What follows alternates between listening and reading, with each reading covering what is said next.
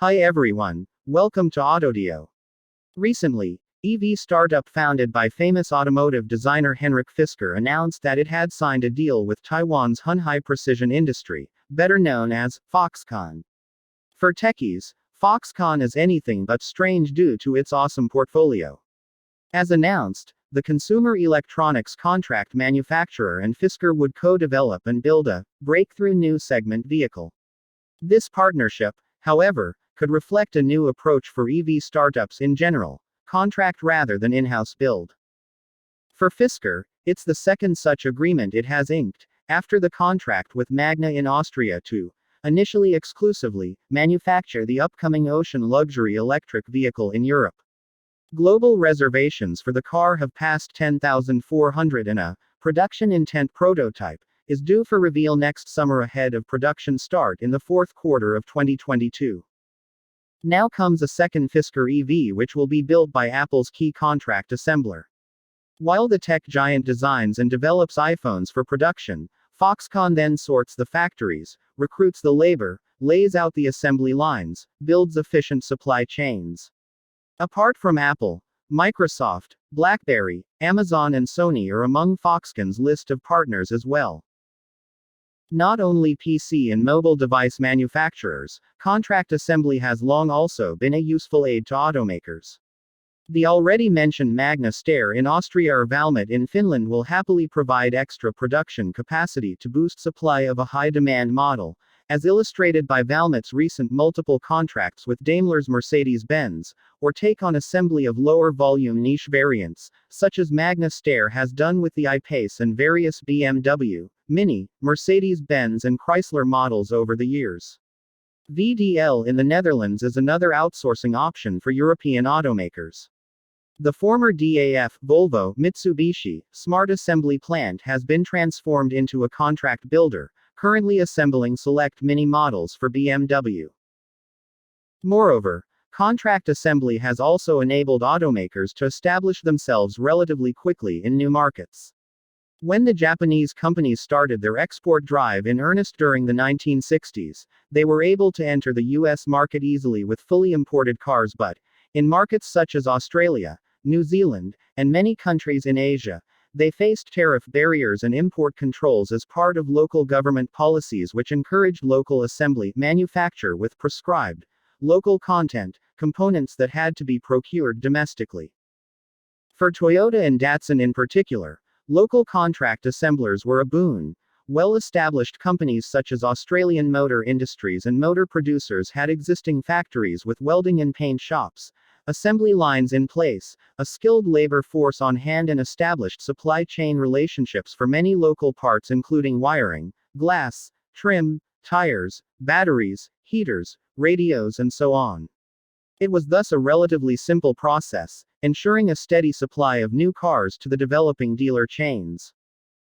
Contract assembly today remains extensive worldwide. Recently, Porsche was reportedly considering setting up an assembly plant in Kedah, Malaysia, in partnership with a subsidiary of local automotive distributing conglomerate Sime Darby. As noted, local assembly in the Asian Pacific American Coalition and Southeast Asia region would help Porsche to reduce import duties and logistics costs. The luxury brand would join BMW, Mercedes-Benz, Land Rover and Volvo in local build under contract. Sime Darby's Inocom Corporation has strong form in luxury vehicle assembling, while the company is also a Hyundai, Mazda, Ford, Brilliance and Photon assembler with capacity of 38,000 units a year.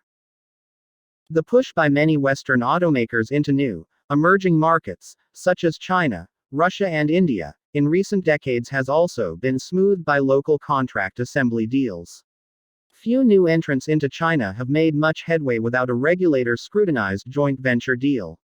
For example, in Volkswagen Group's case, millions of new cars are now being built every year by local joint ventures with FAW and SAIC.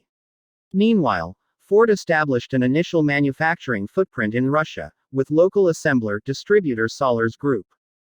In contrast to Elon Musk's expensive traditional method with Tesla, Fisker is taking what you might term a share approach, with its newly announced partnership with Foxconn.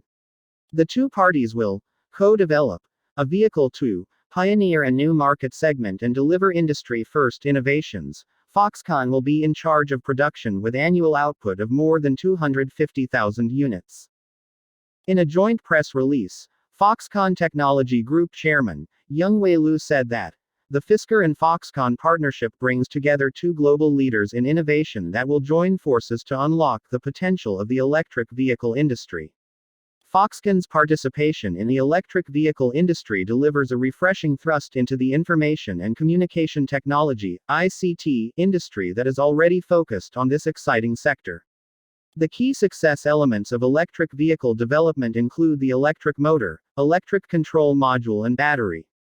We have two major advantages in this regard, with an exceptional vertically integrated global supply chain and the best supply chain management team in our industry.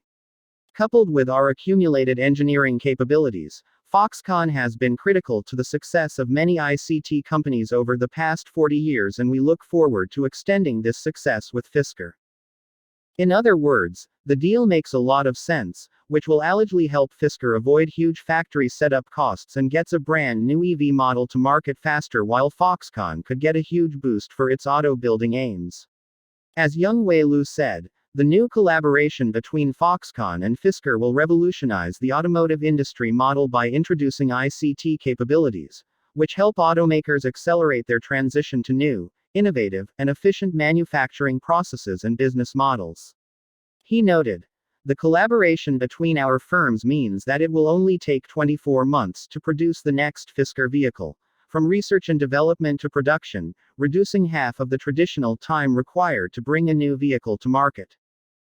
With a lot of benefit, will this approach appeal other EV startups to apply? Thank you for watching. See you later.